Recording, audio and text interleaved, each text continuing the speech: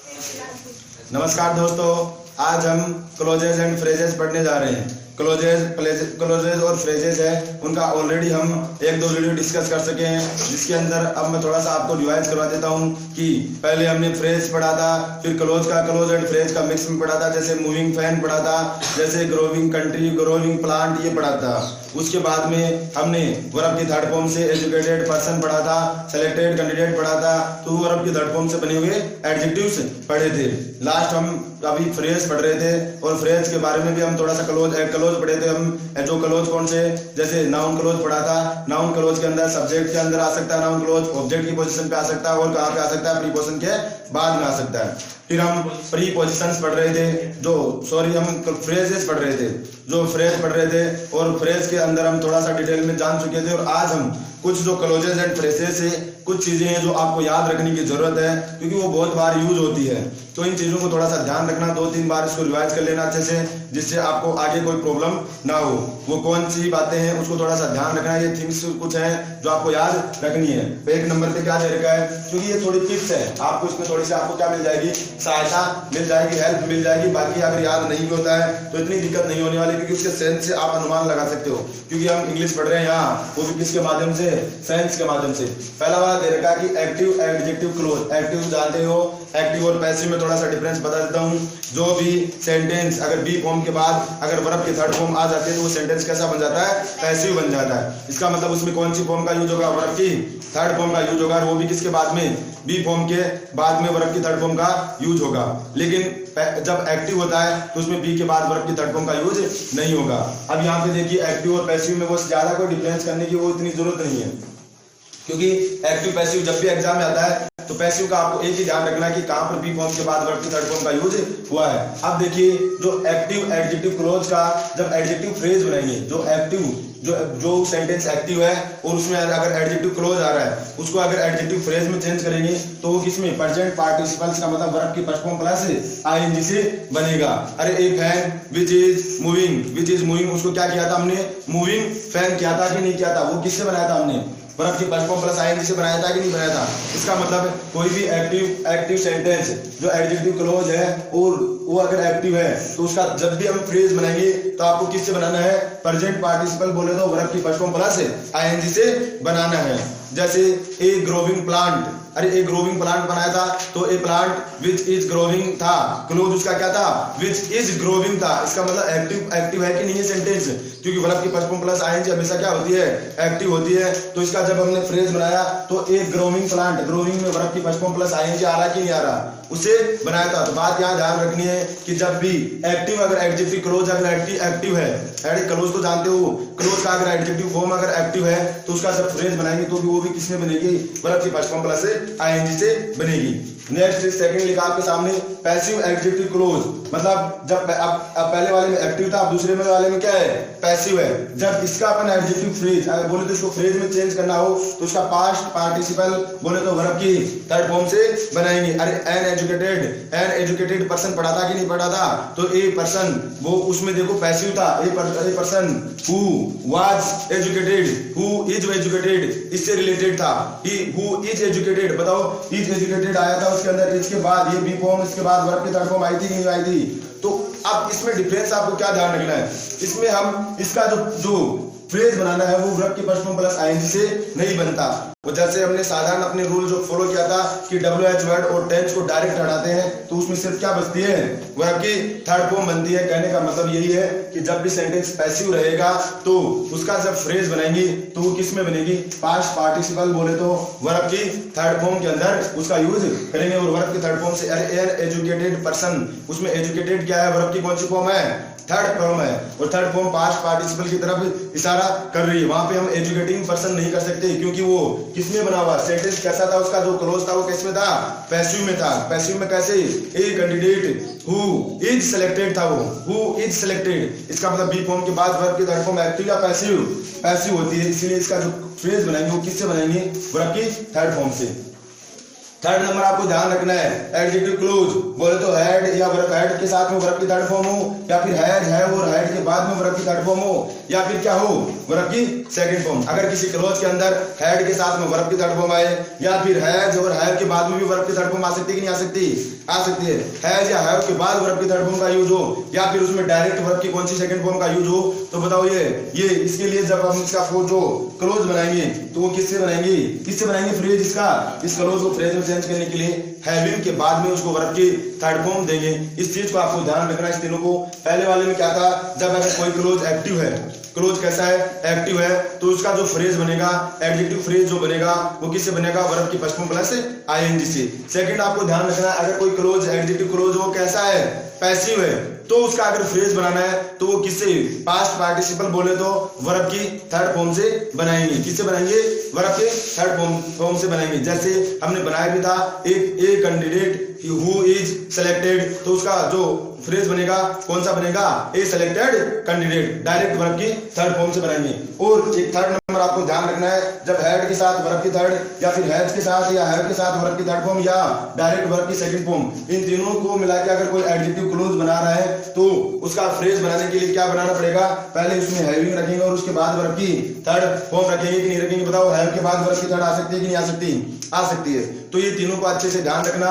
अब इनसे रिलेटेड हम कुछ क्वेश्चंस करने की कोशिश करते हैं जिससे आपका जो डाउट है वो अच्छे से क्लियर हो जाए।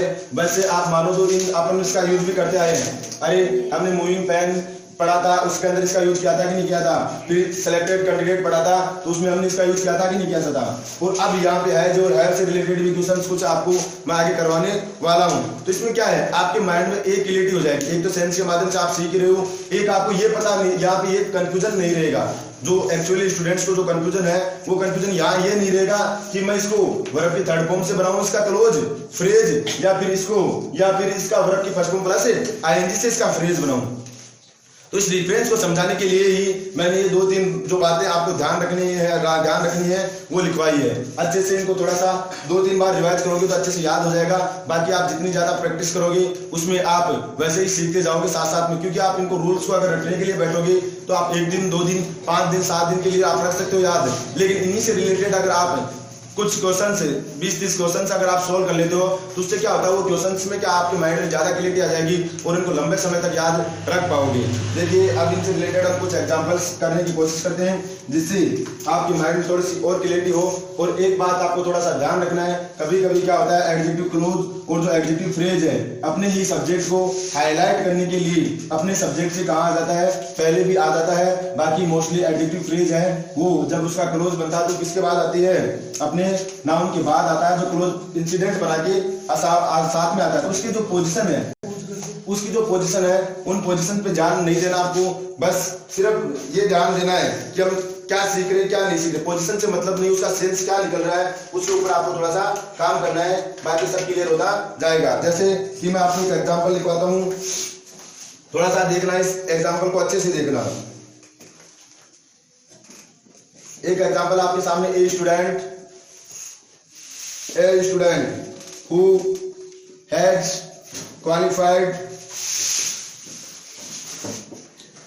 has qualified the exam.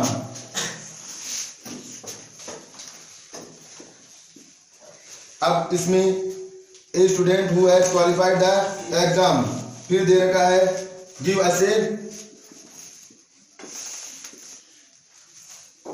us a party। फिर दूसरा सेंटेंस आपको दे रखा है a student qualified the exam, और ये दूसरा एग्जांपल दे रखा है। फिर देखो having qualified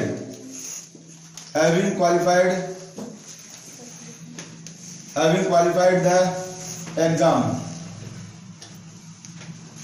give us a. अभी सेंटेंस को ध्यान से देखिए, दोनों सेंटेंसेस को अच्छे से चेक कर लीजिए। देखिए आपके सामने एक क्लोज लिखा हुआ है जो किससे बना हुआ, अभी हमने जो पढ़ा था उसी से रिलेटेड ये क्वेश्चन है।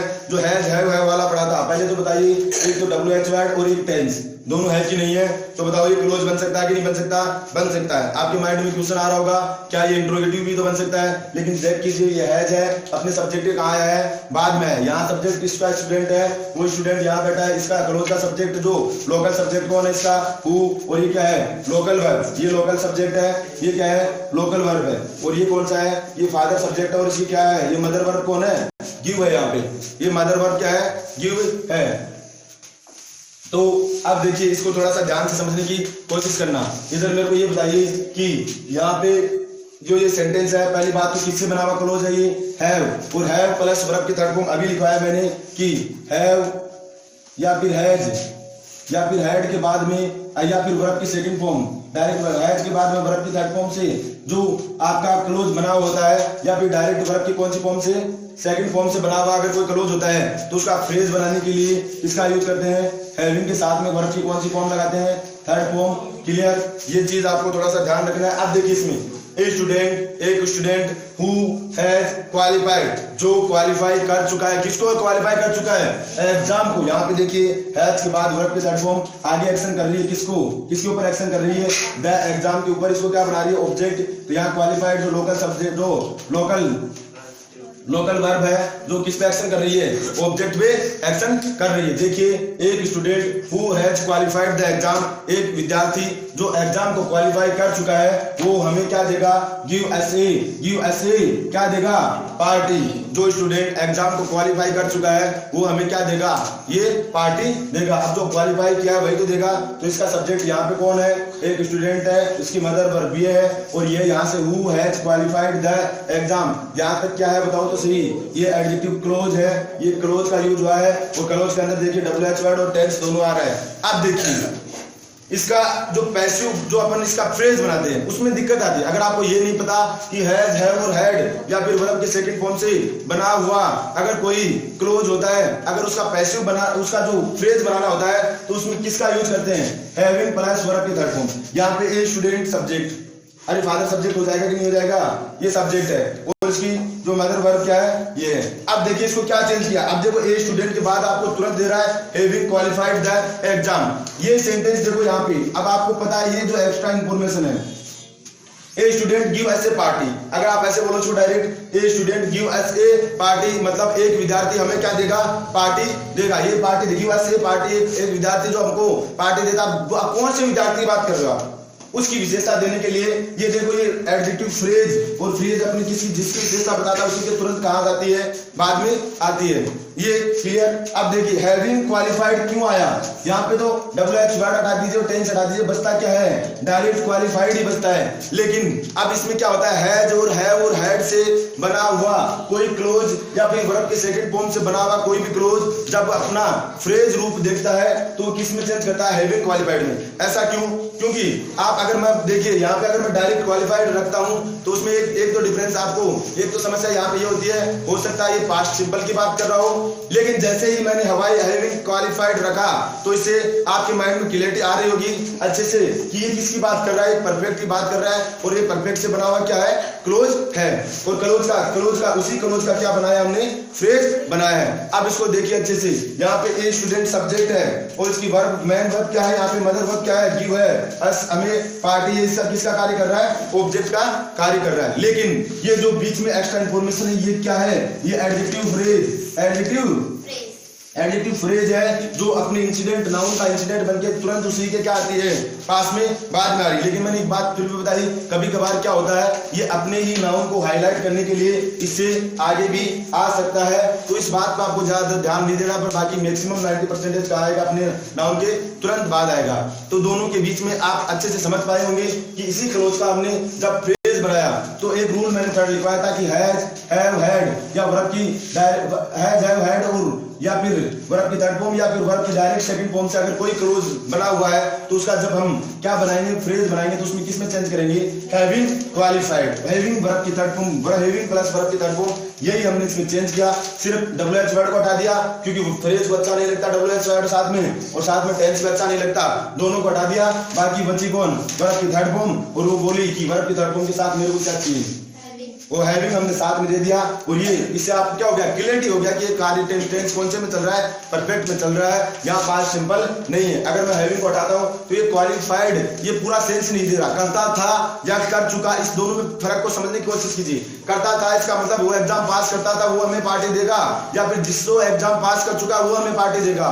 जो हमें पार्टी कौन देगा, जो अभी अभी एग्जाम को क्या किया है, क्वालिफाई मतलब उसका जिसको इसमें सिलेक्शन हुआ इस वजह से वो हमें क्या देगा, पार्टी देगा।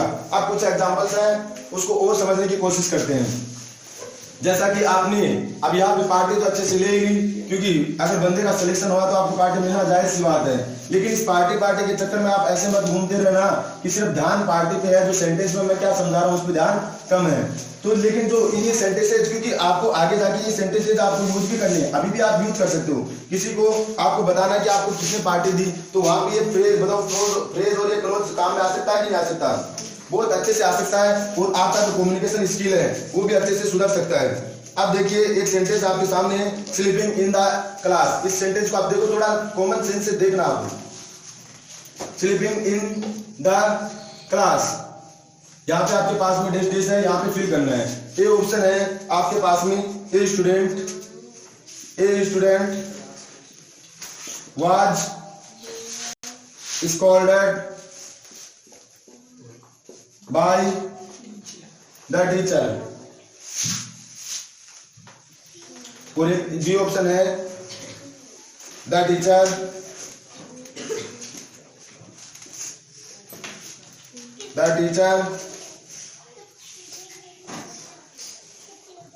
was scolded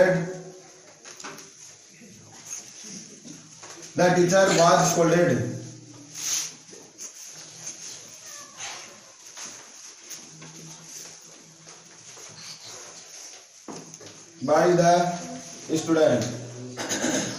अब इस सेंटेंस को देखिए, इन दोनों सेंटेंसेस को देखिए।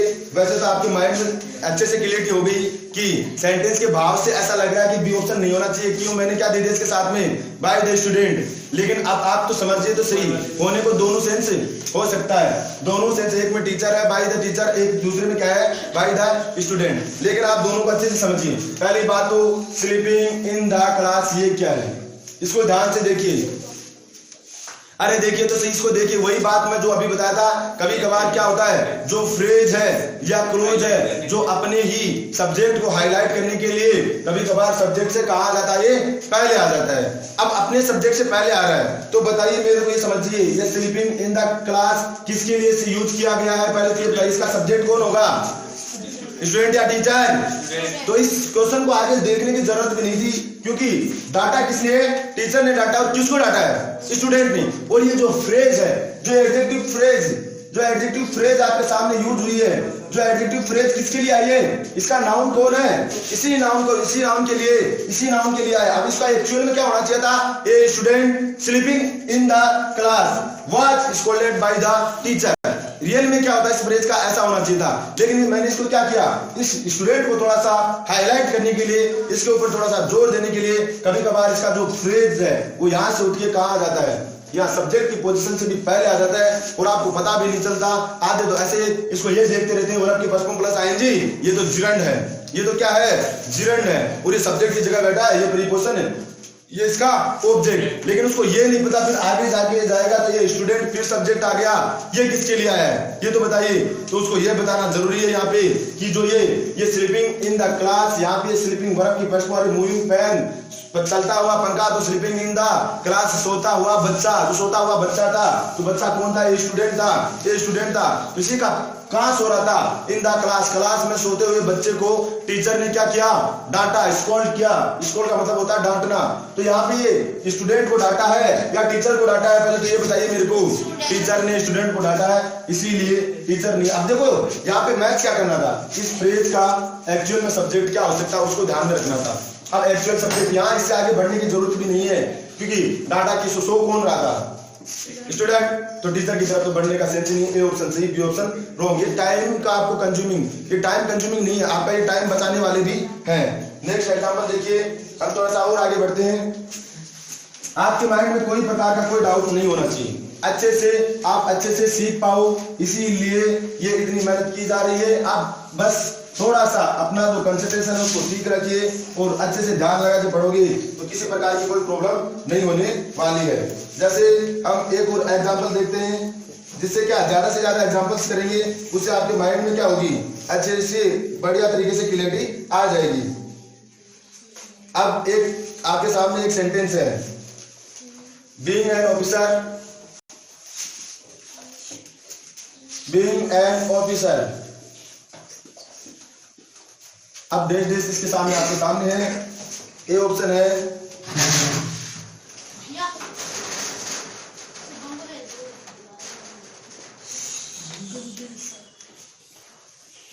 employees should respect him, और दूसरा आपके सामने बी ऑप्शन है कि he should be respected by the employees।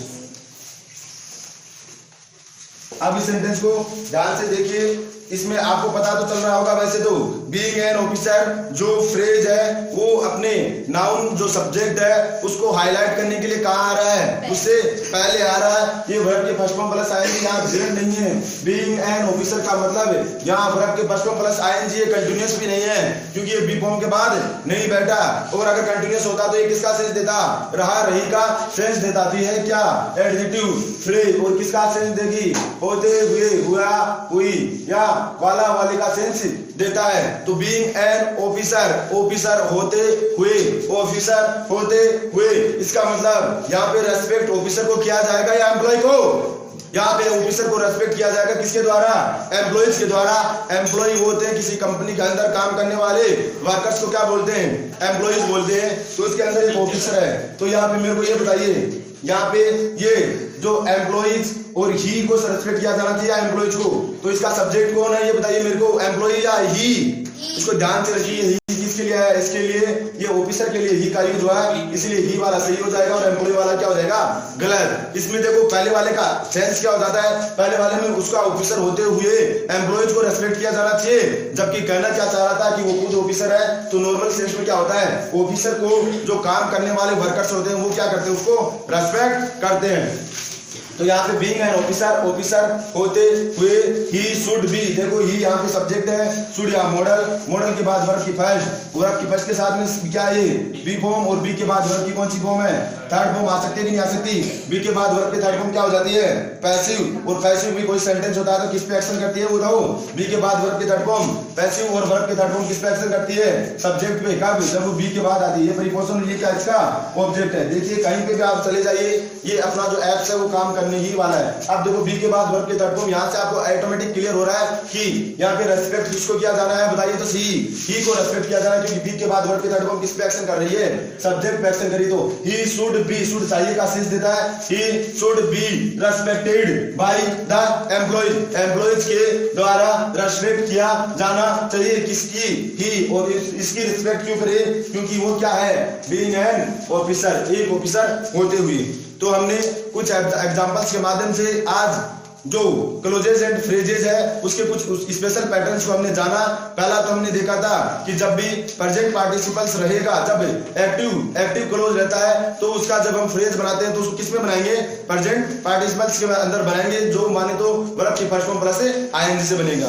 Second बात हमने जानी, जब ये अगर यही क्लोज पास्ट पार्टिसिपल्स की बात करता है, या बोले तो हैज, हैव और हैड के मामले में अगर बात कर रहा है, या फिर वर्ब की सेकंड फॉर्म से अगर वो बात कर रहा है, तो उसका जब भी, मैं इसमें ध्यान रखने वाले ऊपर के दो में ध्यान देने की ज्यादा जरूरत नहीं है, जो थर्ड है इस पे ध्यान देने की ज्यादा जरूरत है, क्योंकि उसमें क्या होता है, उसका जो फ्रेज बनता है वो अपने वर्ब की थर्ड फॉर्म से पहले किसका यूज करता है, बताइए तो सही, हैविंग का यूज करता है, हैविंग, और उसके बाद वर्ब की थर्ड फॉर्म का यूज होता है, तो किसके साथ में यूज होगा, हैज, हैव, हैड, उसके बाद वर्ब की थर्ड फॉर्म आती है इसमें, और एक डायरेक्ट वर्ब की सेकंड फॉर्म होगी उसमें। बाकी तो हम पैसिव, जो पैसिव एडजेक्टिव क्लोज होता है उसके अंदर डायरेक्ट अगर अपन टेंस और सब्जेक्ट और टेंस को अगर WH वर्ड और टेंस को हटा देते हैं तो उसमें सिर्फ वर्ब की थर्ड फॉर्म बचती है अकेली, तो वहां पे कोई दिक्कत नहीं होने वाली। लेकिन जैसे ही है और हैड के बाद अगर वर्ब की थर्ड फॉर्म आ जाती है तो फिर क्या बना देती है, उसके साथ में अगर अपन फ्रेज बनाएंगे उस क्लोज का, उस एडजेक्टिव क्लोज का अगर फ्रेज बनाना है तो उससे पहले किसका यूज करेंगे,